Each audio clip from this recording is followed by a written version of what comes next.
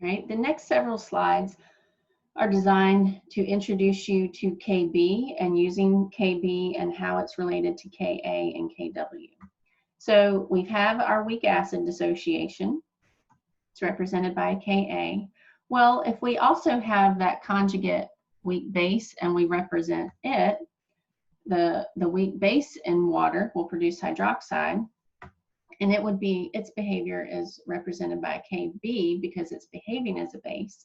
If we add these two together, we get the autoionization of water, or Kw. So we learned in the equilibrium unit that if you add reactions, that you would multiply their K values to determine the new K value. So this gives us another tool or equation or formula in our tool belt that we can use. And remember that Kw is equal to 1 times 10 to the negative 14. So now if we're given a Ka, but we need the corresponding Kb, we can calculate it, or vice versa.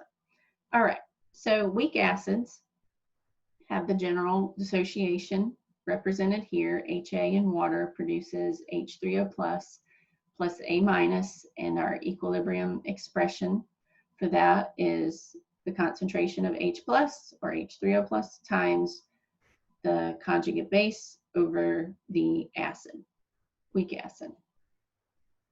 Remember, A stands for acid.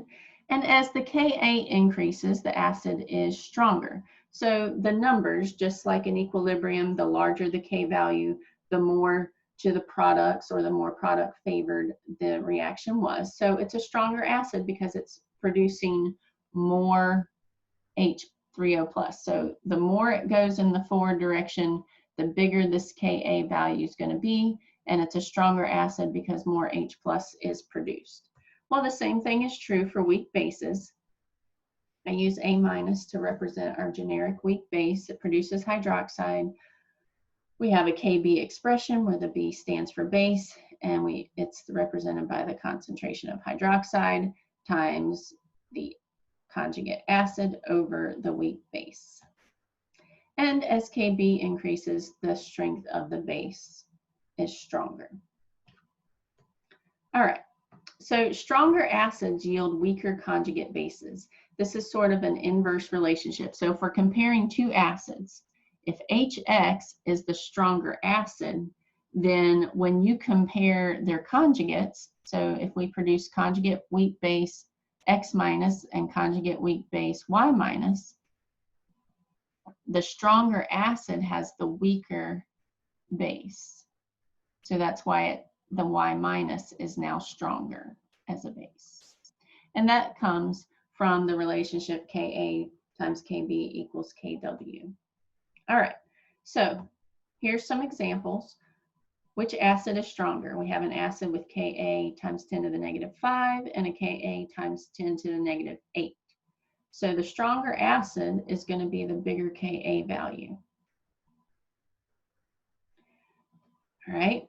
Which acid has the stronger conjugate base? Well, we can use Kw as proof. So we can do it conceptually. We know that this was the stronger acid, so the stronger base is going to be associated with the weaker acid. The stronger conjugate base is going to be associated with the weaker conjugate base, but we can prove it mathematically. We can calculate Kb using Kw and Ka. So plug in the Ka, and we see that the conjugate base for the stronger acid, the Kb for the stronger acid, the Kb for the conjugate base from the stronger acid is 1 times 10 to the negative 9. For the other one, if we plug in this Ka, we get a Kb of 1 times 10 to the negative 6. So we see the weaker acid produced the stronger conjugate base. So the strength of acids and their conjugates, or bases and their conjugates, is inversely proportional. As the strength of one goes up, the other goes down.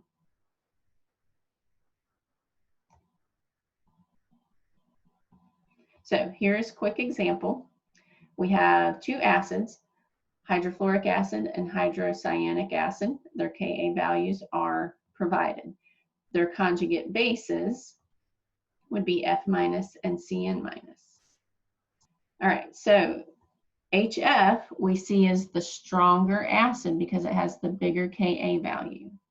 The stronger conjugate base would be the CN minus. Conceptually, we can determine that with just looking at these two numbers, but we can also prove it mathematically and use Kw equals Ka times Kb, and you will see that it has the stronger Kb. All right, so now let's start with bases, and the converse is true. So we have these two bases, and their Kb's are given, and their conjugate acids. So for ammonia, the conjugate acid is ammonium ion, and for fluoride, the conjugate acid is hydrofluoric acid. We see that the stronger base is the ammonia with the bigger Kb. Now conceptually, the stronger conjugate acid is going to be the opposite one. The weaker base will produce the stronger conjugate acid.